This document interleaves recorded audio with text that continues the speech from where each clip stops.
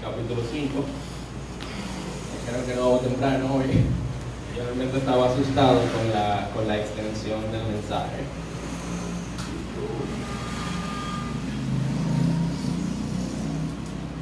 Primera de Tesalonicenses, capítulo 5.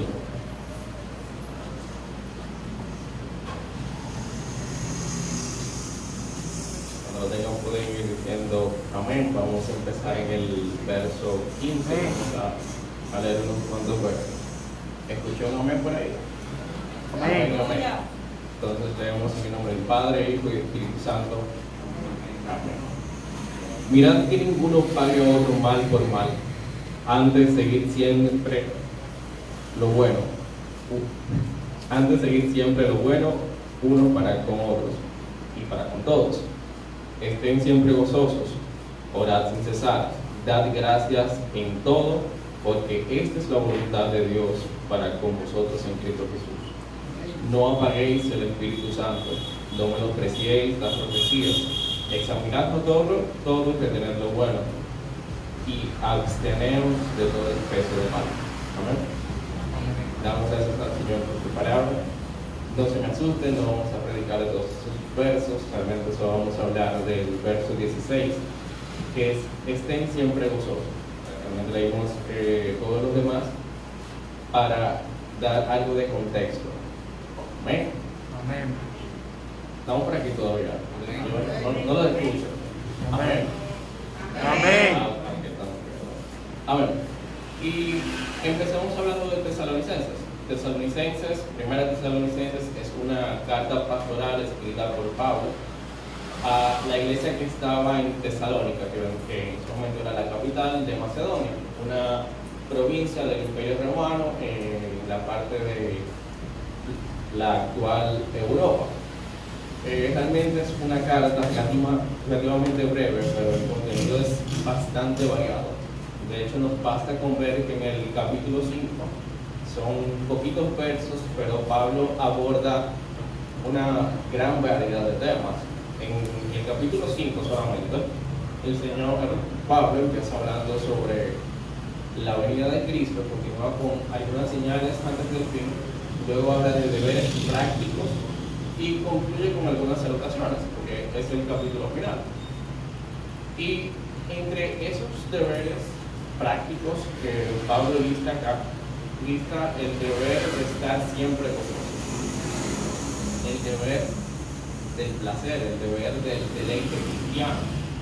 Y debo hacer la salvedad que en mi vida, o sea, les voy a contar un poquito más adelante, pero en toda mi vida ese como que siempre se nos pasa, por lo menos a mí, yo lo paso por alto. Muchas veces nosotros damos por sentado, damos por cumplido el gozo y no le damos quizá la importancia que corresponde. Entonces, vamos a ver el día de hoy, vamos a hablar un poquito más sobre el gozo, alejarme de la pantalla. Entonces, déjenme contarle un poquito de mi experiencia con el gozo. Pudiéramos dejarlo así. ¿Ven? Entonces,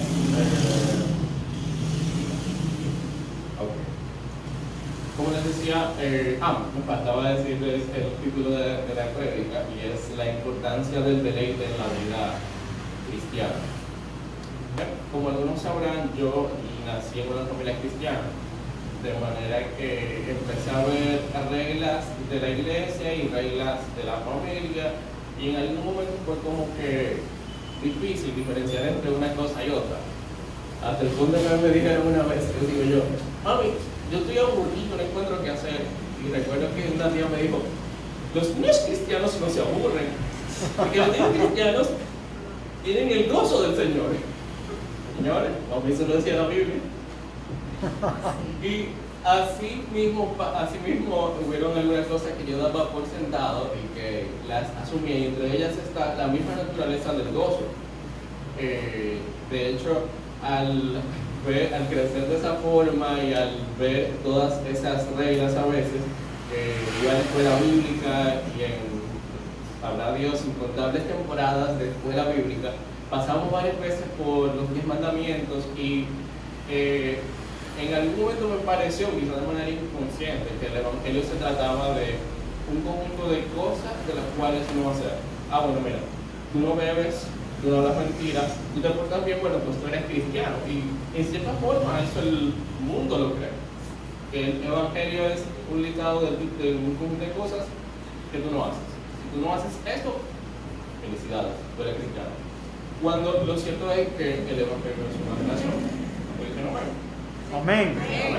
Amén. Y como una relación, entonces hay plenitud de cosas que hay que tomar en cuenta y no dar entonces por sentado que, bueno, si hago esto y esto, entonces me va a salir bien el asunto, ¿verdad? Entonces, como les decía, como parte de mi niñez, en una familia cristiana hubieron otras cosas que eran como que bien características y quizás estas están como que más relacionadas con el gozo y el papel del Evangelio. Y es que cuando yo fui creciendo, o sea, yo crecí rodeado de canciones que hablaban sobre el gozo y sobre algunas prédicas que decían, señores, en el Evangelio tenemos un gozo real y verdadero. El gozo aparente que se ve en el mundo, pues simple y llanamente no es real, sino que el verdadero gozo, el gozo eterno, se encuentra en la iglesia. Y diciendo esto, yo casi puedo ver los flashbacks de canciones de gozo, gozo, gozo, yo quería, pero lo buscaba donde no lo había. O el gozo que tengo yo, el mundo me lo tiene, como yo me lo tengo, no me lo puede quitar. Y así nosotros cantamos muchísimo sobre el gozo. Y nosotros incluso vemos a algunos hermanos que los conocemos por su gozo, ¿verdad? Si yo le pregunto a los caballeros, ¿quién es el hombre del gozo? De Iglesia de la Alabanza, quizá algunos nombres le vengan a la mente. Si le pregunto, amén. Amén. Y si le pregunto a las mujeres, ¿quién es la mujer del gozo? También vendrá algún nombre a su nombre. Ay, ay, ay. Ay, ay, ay. Y bueno, al final de la prédica, realmente yo quisiera hacer esa misma pregunta y que nosotros podamos analizar, ¿y por qué no he venido yo? O sea, no a manera de competencia, pero sí preguntarnos de por qué entonces lo que me caracteriza a mí como cristiano no es el gozo. Entonces, mi objetivo con esta prédica es que al final podamos ver el gozo en tres aspectos. Yo no soy un experto en gozo, no es como que yo digo tengo un máster PhD en gozo. Y realmente sería muy vanidoso de mi parte y es una mentira porque la comparación de esto es sumamente amplia y profunda y más de lo que pudiéramos imaginar ahora mismo. Pero me voy a sentir satisfecho. O sea, al final del día de hoy podemos entender el gozo como una emoción, el gozo como un deber y el gozo como un don, y todo conjugado al mismo tiempo en la vida del cristiano. Amén. Amén. Así que vamos a hablar primero del gozo como una emoción. Bueno, el gozo es por definición una emoción. ¿Quién no lo sabía? Es una emoción intensa, placentera. Es alegría, es placer, es deleite. De hecho, debo hacer la salvedad de que a partir de ahora yo voy a utilizar las palabras alegría, gozo, deleite, placer y deseo como iguales, como indistintos. ¿Por qué? Porque se refieren a lo mismo, incluso el deseo. ¿Por qué? Porque si bien el gozo no produce un deseo entonces de volver a la causa que lo está produciendo, entonces hay que revisar realmente si estamos teniendo gozo. ¿Me explico? Entiende. Porque si no, entonces de todas formas lo vamos a ver más adelante. Entonces es difícil trazar una línea entre gozo y deseo, por lo que yo no me voy a preocupar por hacerlo el día de hoy y vamos a continuar. ¿Ven? Entonces, como les decía, el gozo es una emoción intensa, es una emoción placentera, es alegría, es placer y es deleite. Es interesante que al buscarlo en un diccionario regular, lo buscan en Google, y van a ver que algunas referencias, algunos ejemplos de gozo, dice el gozo de la fe. Y el segundo resultado dice, o el gozo como el fruto del Espíritu. Y es interesante que ustedes lo busquen en un diccionario secular y el estándar de gozo sea ese. Realmente es como lo veo, realmente es un elogio para la vida del cristiano.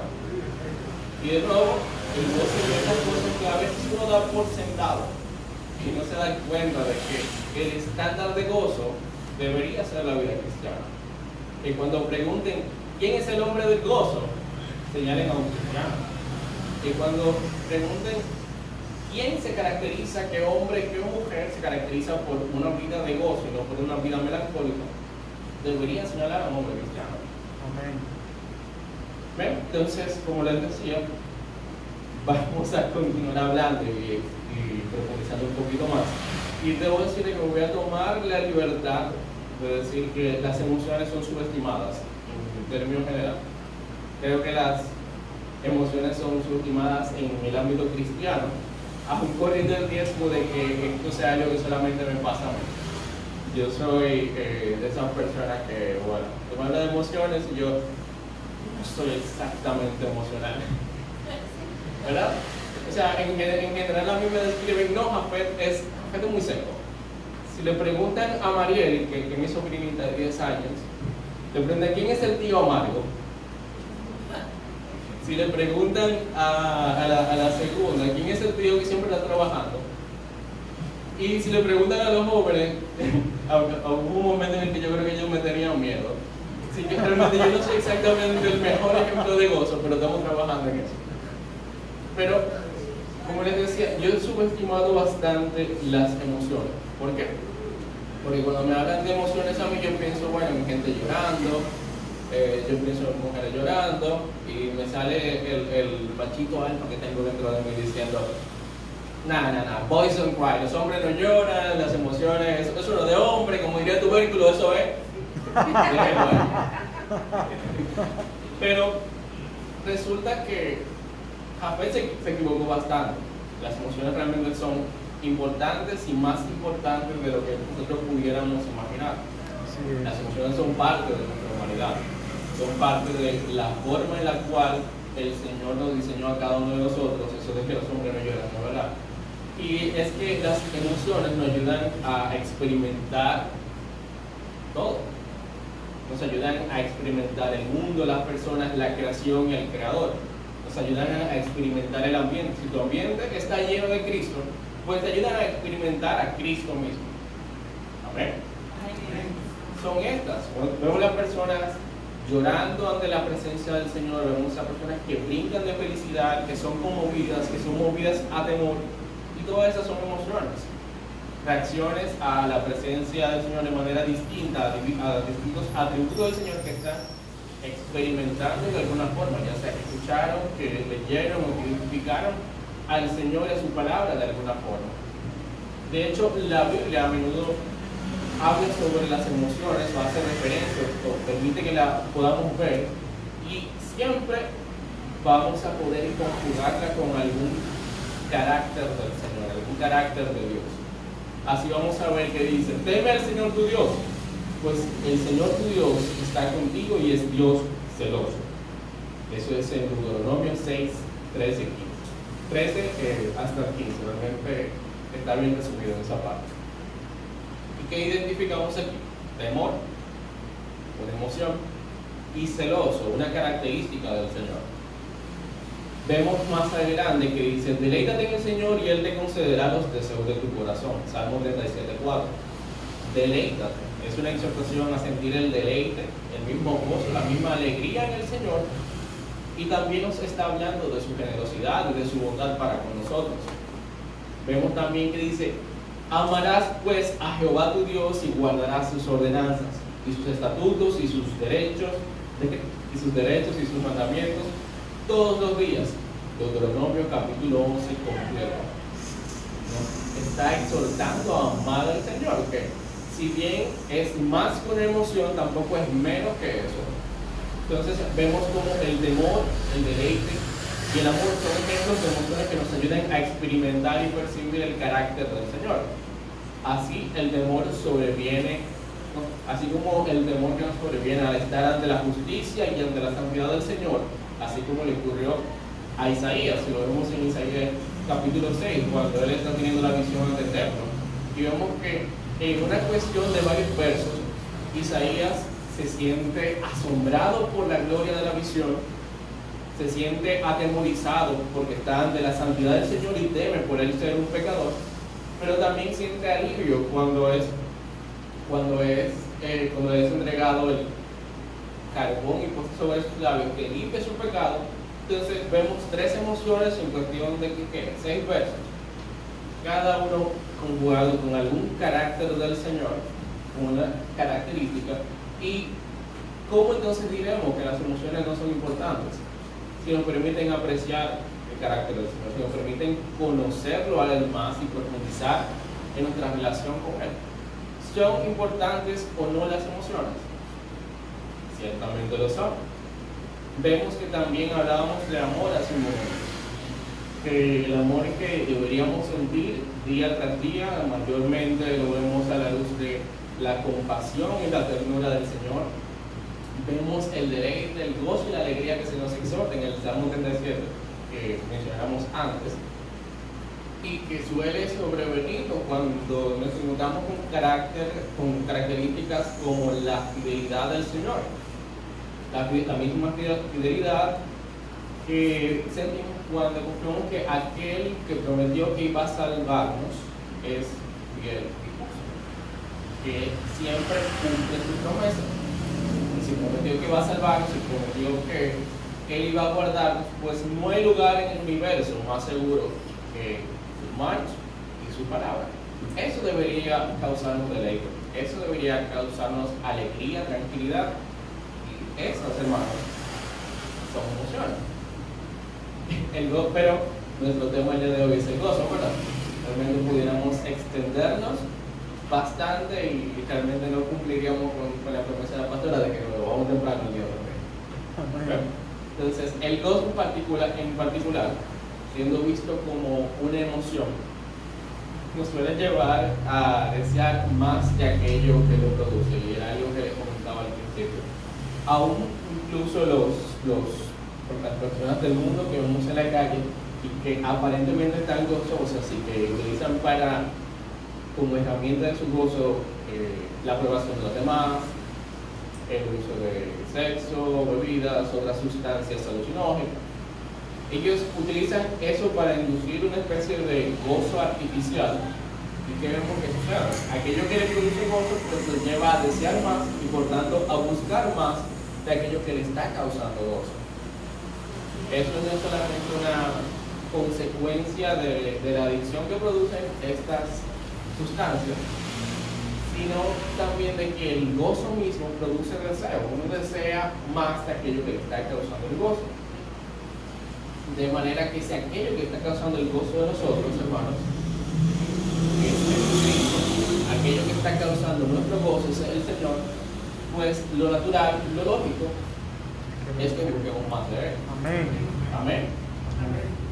Pero si el gozo es lo mismo que el deseo, como les decía antes, o el gozo produce deseo de buscar más de aquello que lo ha producido, resulta contradictorio decir que Dios es tu gozo, que Dios es tu deleite, sin que esto te lleve a escudriñar más de su palabra, sin que esto te lleve a buscar en oración, sin que esto te lleve a apreciar sus obras como la creación de su voz, como lo dice en Génesis 1:3, o la vida que él infundió con su aliento en Génesis 2:7 sobre cada uno de los hombres sobre la tierra.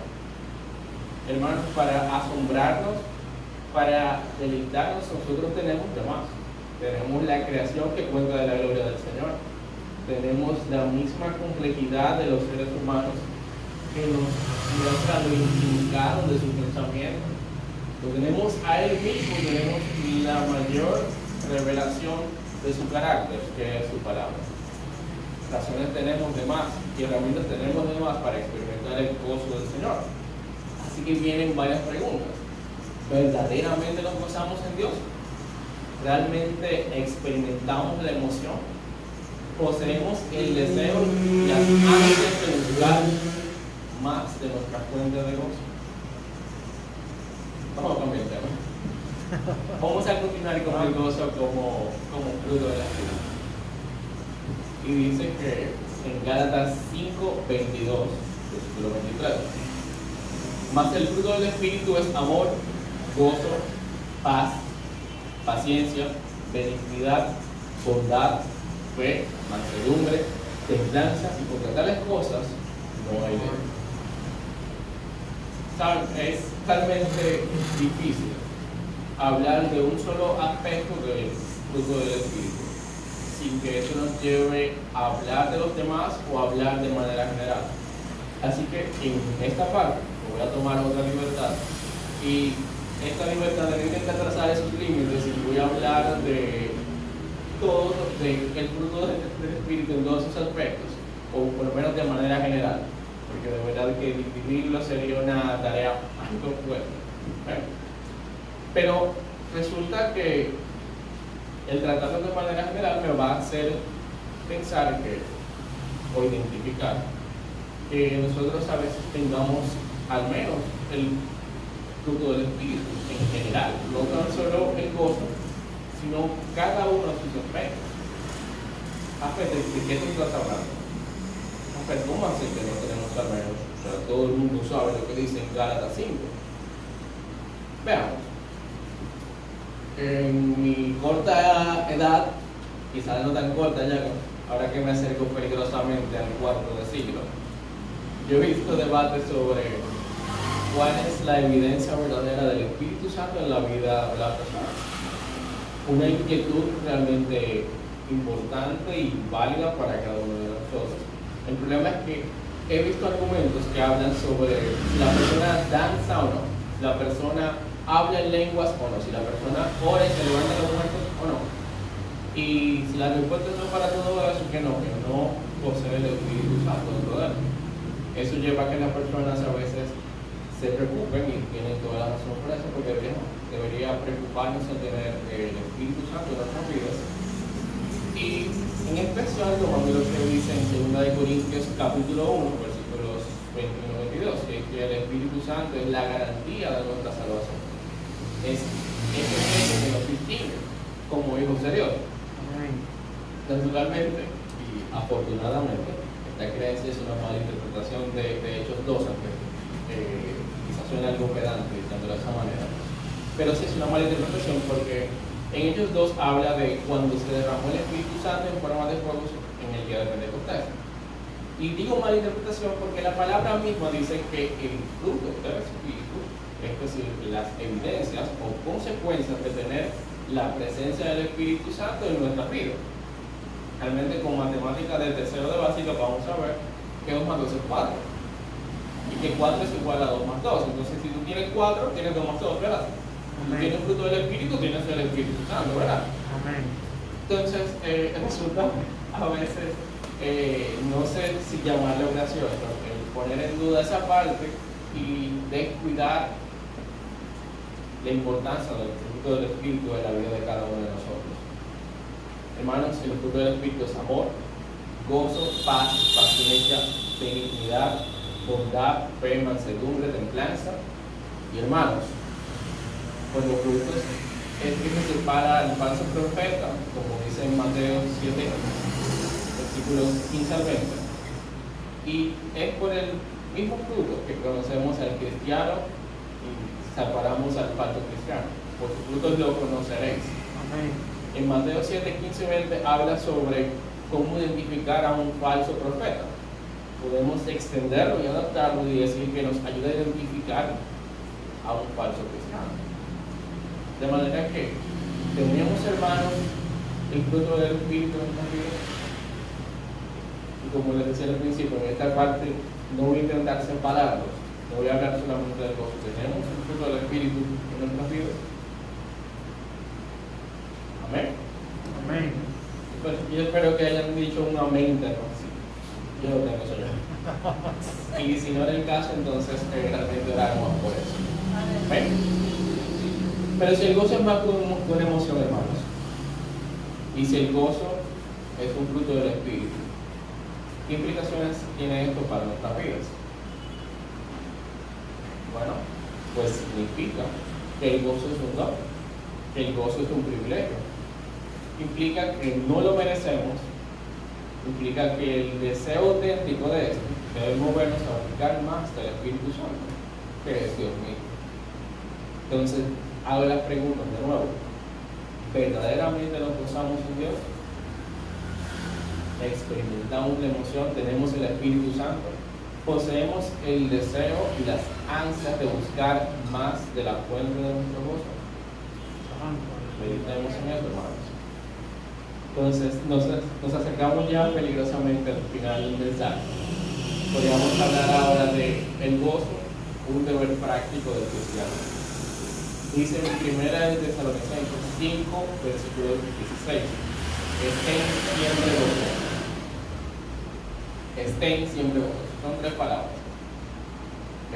Quien dividió el libro de Tesalonicenses decidió dedicar todo esto a un solo verso. De hecho, si lo ven en la Biblia NTV, que suele estar en párrafos, van a ver que toda la parte que leímos, desde el verso 15 como hasta el 22, forma un solo párrafo. Sin embargo, quien lo dividió decidió, no, hagamos una lista con esto y vamos a poner un verso a cada una de estas. Quizá pensando, no se me van a escapar, no me van a pasar por alto esto porque cada uno de estos puntos es importante. Estén siempre gozosos. ¿Cómo puede ser que una emoción y un don sea al mismo tiempo un deber? Es realmente lo primero que yo me pregunté cuando me detuve aquí. ¿Cómo puede ser algo que tú sientes y algo que te dan al mismo tiempo ser un deber? Y encontré la respuesta en nosotros, hermanos.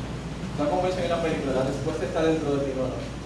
Pero sí en que el defecto o que el problema es de nosotros. Los seres humanos somos seres extraños, de verdad. Y si algo hemos demostrado como colectivo a lo largo de la historia, es que somos pésimos eligiendo, de verdad. Las elecciones a nosotros no se nos dan. Nosotros tenemos y nos quejamos de tener esa libertad y queremos elegir siempre, pero es para dar otra vez. Si no me creen, podemos ver algunos puntos sobre la historia, ¿verdad? Empecemos con el primer hombre y la primera mujer.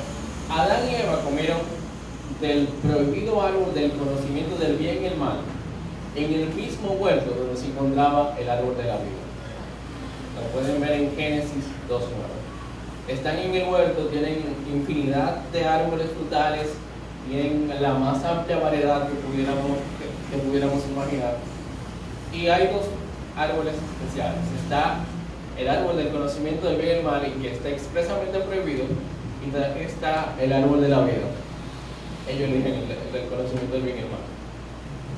¿Es o no una mala elección? Yo creo que hasta me río de cuando me pongo de esa forma, y digo, wow, pero nosotros de verdad somos malos para elegir. Otro ejemplo, podemos ver que somos malos elegir cuando vemos que Marta prefirió afanarse con los oficios de la casa cuando tenía a Cristo mismo morando en ella.